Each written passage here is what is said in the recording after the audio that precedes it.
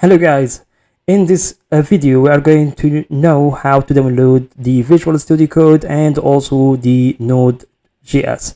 So let's come here, and in the URL I'm just going to type Visual Studio Code and I'm going to click enter on the download, and I'm going to choose this one, the official website, and I'm going to install any one of these depending on the operating system that I'm using. If I'm using Windows, go with Windows. If you're using Linux, go with this one. If you're using Mac, you have to go with this one.